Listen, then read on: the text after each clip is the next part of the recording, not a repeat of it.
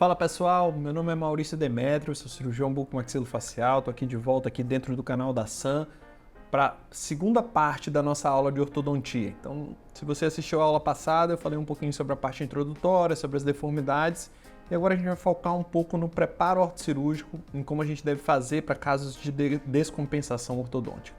Bom, se você é novo aqui no canal, já se inscreve, ativa o sininho, se você gosta desse tipo de conteúdo sobre ortodontia, sobre cirurgia ortognática. A gente é especialista em cirurgia bucomaxilofacial. Existem outros conteúdos no canal, podcast, então acompanhe nosso trabalho que eu acho que é muito legal e vai ter muita relevância para você da área da odontologia. Bom, como eu falei para vocês, meu nome é Maurício Demétrio, sou bucomaxilo, sou radiologista também e estou aqui para falar para vocês hoje sobre preparo ortocirúrgico. Vamos lá. Então, primeira coisa que a gente tem que entender dentro do preparo ortocirúrgico. O que a gente tem que visualizar? Primeiro, qual o diagnóstico do paciente, as possibilidades cirúrgicas que a gente tem, saber individualizar o caso e sempre envolver o preparo ortocirúrgico, a gente tem que fazer o planejamento reverso. Então, uma coisa que o ortodontista tem que ter na cabeça é que ele precisa manipular os modelos para saber se está pronto. Não adianta ele olhar lá na boca do paciente, ver, tudo bem, o dente está alinhado, está nivelado, não adianta. Tem que pedir um escaneamento intraoral, tem que moldar, tem que pegar as arcadas de maneira independente e ver se elas vão encaixar entre si, para que a gente possa ter estabilidade pós-operatória, que é uma coisa fundamental dentro da cirurgia ortognática. Se você tem estabilidade pós-operatória, os dentinhos dificilmente vão recidivar, você vai ter algum problema, coisa do tipo. Então, planejamento reverso. Beleza, pedi os modelinhos, o que eu tenho que checar nesses modelos? Só fazendo um adendo, quando eu falar modelos, eu comecei na parte antiga, então entendam, seja escaneamento intraoral, seja modelos físicos, tá? Pode ser modelo virtual ou modelo físico, tanto faz. O que a gente tem que entender com esses modelinhos? Chave de oclusão do paciente, saber se está numa chave de oclusão adequada, se o overjet está adequado, se o overbite está adequado, se as linhas médias dentárias elas estão dentro do que a gente planejou, saber avaliar a avaliação transversa do paciente e uma discrepância que a gente chama de discrepância de Bolton, tá? Então vamos lá, vamos passar por cada um desses pontos. Bom, dentro do preparo ortocirúrgico, a gente tem alguns preceitos, né? Que seria alinhar e nivelar, sendo que esses arcos eles devem ser alinhados e nivelados não entre si, mas de maneira independente, porque eles vão ser alinhados entre si quando você fizer a cirurgia ortognática. Antes da cirurgia eles não vão encaixar nada com nada, mas eles precisam encaixar entre si. Por isso que a gente pede que o ortodontista molde toda vez ou escaneie para que a gente veja se isso está acontecendo. A gente precisa ter o overjet adequado, vou colocar entre aspas, porque hoje com as rotações de plano oclusal a gente faz muita coisa. E as linhas médias elas precisam ser correspondentes às bases ósseas respectivas. Exemplo, a arcada inferior ela tem que ter a sua linha média, de preferência alinhada com a pontinha do queixo. Do contrário, às vezes a gente precisa fazer uma mentoplastia só para alinhar esse mento com a posição da linha média inferior, o que acaba gerando mais cirurgia para o paciente. A gente precisa avaliar as discrepâncias transversais desse paciente, saber se a maxila precisa de expansão, se a mandíbula precisa de contração, para a gente determinar um melhor diagnóstico para esse paciente. E todas as vezes que você manipular em classe 1, a gente chama isso de cirurgia de viabilidade, você precisa obter o máximo de intercuspidação antes da cirurgia, para que você tenha estabilidade. Então aqui um exemplo de alinhamento, tá? De um arco inferior, um exemplo de alinhamento do arco superior, você vê que o formato do arco muda, os dentes ficam todos alinhados, e isso naturalmente acontece pelo arco, né? Ou pelo Invisalign, pelo alinhador, né? Conforme vai ser o planejamento. Um outro detalhe importante é o nivelamento. No nivelamento, do ponto de vista ortodôntico, o que a gente tem que ter na cabeça? Tomar cuidado com extrusões muito grandes. Extrusões dos dentes anteriores, principalmente, elas geram um alto potencial de recidiva e você pode, depois que remover o aparelho, o paciente recidivar para uma mordida aberta. Então, o que seria o ideal? Evitar totalmente essa extrusão dos incisivos. A gente pode fazer isso de uma maneira muito mais tranquila, segmentando a maxila ou rotacionando o plano oclusal para fechar. Então, o nivelamento, lógico, você tem que deixar margem de coroa adequada, só que tem que evitar uma extrusão muito grande para que a gente possa ter estabilidade no final da cirurgia. Então, aqui é um artigo, caso queiram alguma leitura, algum embasamento científico, tá? E ainda sobre nivelamento, a gente precisa comentar sobre a curva de Spee. O que é a curva de Spee? A curva de Spee ela é essa curvatura que a gente tem, né, dos arcos pela face oclusal de todos esses arcos, caminhando desde a região anterior até a região posterior. A gente vai ter a curva de Spee da maxila e a curva de Spee da mandíbula. Classicamente, como é que a gente avalia isso? Pega o modelo e bota ele em cima de uma superfície plana. Todos os dentes eles têm que estar tocando naquela superfície plana. Isso é uma curva de Spee nivelada. Então, ela pode ser acentuada na mordida aberta anterior, pode ser reversa na sobremordida, no caso da maxila, acentuada na sobremordida no caso da mandíbula e reversa na mordida aberta anterior no caso da mandíbula. Então, o que a gente tem que entender? Esse nivelamento ele precisa acontecer, você tem que nivelar a curva de Spee. Só que nem sempre isso é possível. Às vezes o ortodontista vai precisar usar um batente para conseguir nivelar melhor, mas nem sempre isso vai trazer uma viabilidade para o paciente. Às vezes o cara vai ter um pouquinho de desconforto na articulação se o batente for muito grande. Então tudo isso tem que ser levado em consideração. Às vezes em pacientes com uma sobremordida muito grande, a mandíbula ela não é completamente nivelada do ponto de vista da curva de Spee. E aí o que a gente faz? A gente busca pelo menos um apoio tripoidal, tocar a região anterior e tocar os dois molares lá atrás. E aí depois da cirurgia é fácil de corrigir essa curva de Spee através da extrusão com elásticos, ok? Bom,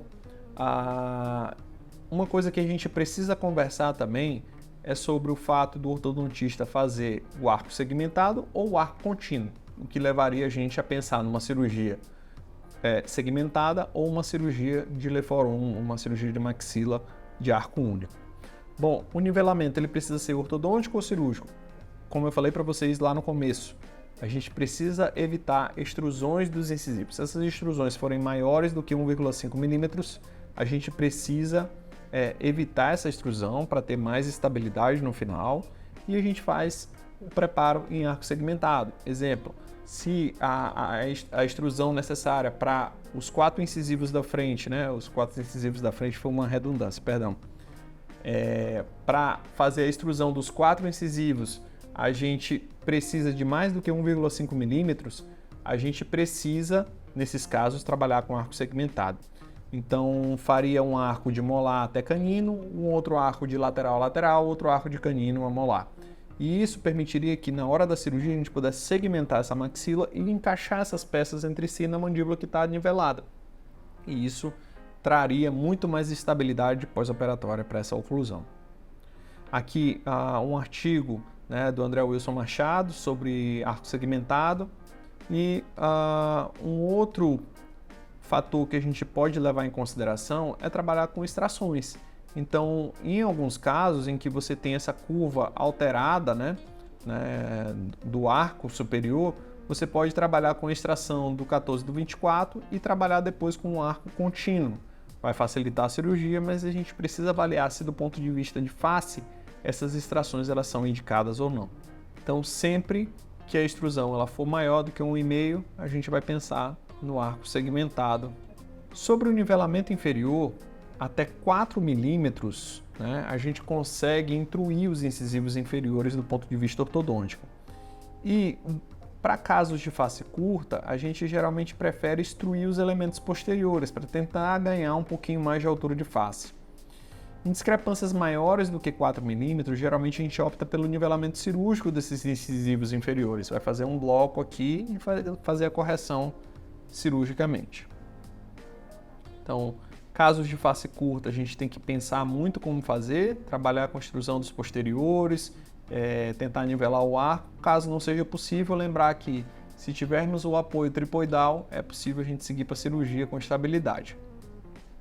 Aqui uma foto e um esquema mostrando como é que funciona o nivelamento cirúrgico. Sobre a inclinação dos incisivos, a angulação dos incisivos superiores e inferiores, ela tem que ser o mais adequada possível com a base óssea, tá? Para que a gente possa avaliar se há necessidade ou não de extração para corrigir, né, esses incisivos. Então a gente vai precisar avaliar o NA, o IMPA, o NB do paciente, que é a relação que esse incisivo vai ter com a linha que vai ali próximo do násio, avaliar a relação da base óssea diretamente com a angulação dos incisivos inferiores e com os incisivos superiores. E a partir da avaliação que a gente tem ali, a gente vai ver se há necessidade de abertura ou fechamento de espaços e ver se existe a necessidade de alguma mecânica para alinhar ou nivelar esses dentes de uma maneira melhor. Essa inclinação dos incisivos ela é muito importante para a gente, porque do contrário, a gente pode lançar mão de fatores como esse. Esse é um caso cirúrgico que foi feita uma impacção de maxila, uma rotação anti-horária, só que como o IMPA estava muito aumentado, a angulação dos incisivos estava muito exagerada e o ortodontista entregou como paciente pronto, a gente precisou lançar mão de um cimento ortopédico para suavizar o ponto B, que estava muito marcado por conta dessa angulação dos incisivos. Então isso é uma coisa que a gente precisa sempre levar em consideração. Do contrário, você acaba dificultando um pouquinho do ponto de vista cirúrgico. O overjet é uma coisa que antigamente a gente ficava muito bitolado. Não dá para operar um paciente de cirurgia ortognática sem overjet. E hoje, com rotação de plano oclusal, rotação anti-horária, rotação horária, a gente faz muita coisa sem mexer com overjet.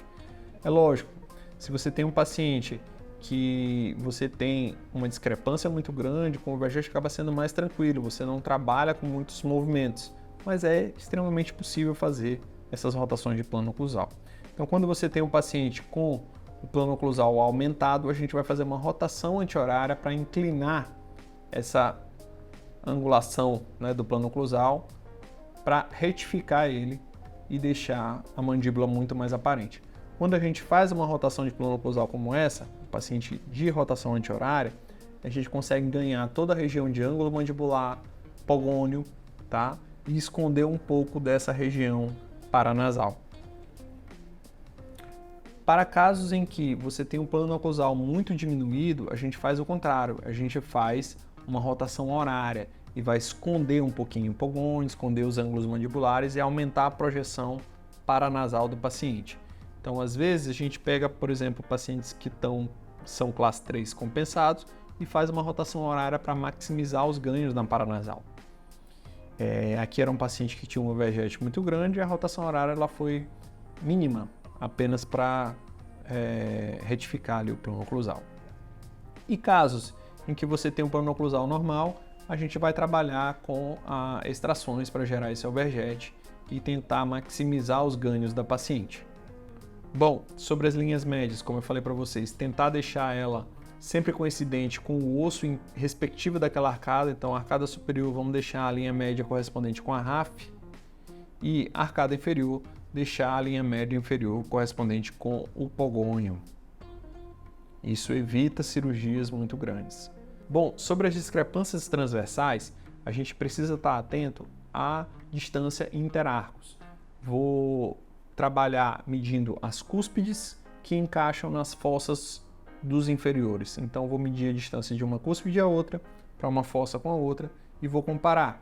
Se a discrepância ela for até 4 milímetros, a gente consegue resolver ortodonticamente. E a gente considera essa discrepância como uma discrepância leve. Se ela for moderada, ela vai ter algo em torno de 4 a 7 milímetros. Às vezes até um pouquinho mais a gente ainda consegue. E a gente trabalha com segmentação maxilar. E se ela for grave, a gente vai ter mais do que 7 milímetros de discrepância. E aí a gente precisa trabalhar com uma disjunção, ou seja, uma cirurgia prévia para expandir a arcada maxilar e ganhar o corredor bucal, ganhar expansão, ganhar arco para poder essa oclusão encaixar com a outra. Então, passando aqui com vocês, leve até 4 milímetros, ortodonticamente a gente faz uma alteração de 1 milímetro em cada dente. Se a gente for para uma discrepância moderada, algo em torno de 4 a 7 milímetros, a gente vai trabalhar com segmentação da maxila. Ou seja, durante a cirurgia ortognática, a gente vai fazer uma segmentação na arcada superior e fazer essa expansão na hora. E se for maior do que 7 milímetros, a gente vai trabalhar com uma disjunção cirúrgica num tempo antes e expandir o paciente, seja com distractor, ou seja com Hyrax ou com RAS, da forma como vocês acharem melhor. Bom, sobre a curva de Wilson, que é a curva oclusal que a gente tem no sentido frontal, ela só pode ser corrigida com segmentação. Então, qual é o objetivo principal que a gente tem dentro da nossa avaliação ortocirúrgica para esses preparos? A gente tem que obter intercuspidação em classe 1. Então, a gente vai pegar os modelos, manipular, ver se eles estão encaixando em classe 1. Vai levar em consideração o alinhamento, o nivelamento, se vai precisar de arco contínuo, se vai precisar de arco segmentado, se as linhas médias estão correspondentes com cada um dos ossos que estão envolvidos, se as inclinações dos dentes estão dentro do padrão, se o IMPA está corrigido, se o NA está corrigido, se o NB está corrigido, para que a gente possa seguir. E um fator muito importante que a gente precisa avaliar é a discrepância dente-base. Às vezes, o paciente ele tem um dente muito pequeno para o tamanho da base óssea que ele tem. E isso faz com que a gente pense que no final do tratamento esse paciente ele vai trabalhar com resina composta para aumentar o tamanho dos dentes e equilibrar essa relação dente-base óssea. Então, para isso, a gente tem a avaliação de Moyers e de Nance, que leva em consideração o comprimento do arco, largura mesodistal dos dentes ou alveolar, identificar os apinhamentos e extrações. Mas a que é mais comumente utilizada é a discrepância de Bolton e clinicamente é mais fácil também da gente avaliar, que é só avaliar a relação do incisivo lateral, superior e inferior.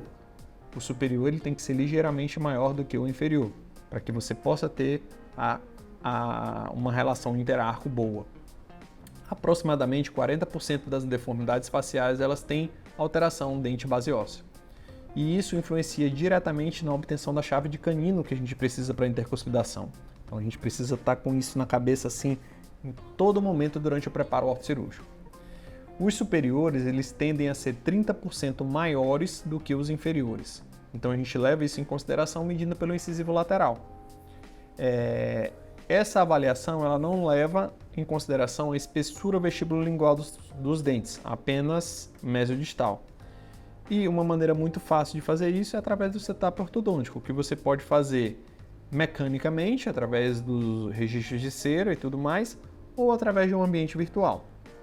Então, a discrepância de Bolton, caso ela seja necessária você intervir, você vai trabalhar com abertura de diastemas, com stripping, se você tiver um apinhamento muito grande, ou através de uma correção cirúrgica mesmo, com alteração, uma segmentação ali em algum local. Bom, partindo de todos esses dados que a gente teve, sobre como se fossem os nossos goals, os nossos objetivos para que a gente tivesse um preparo ortocirúrgico adequado, a gente vai trabalhar em cima da previsibilidade.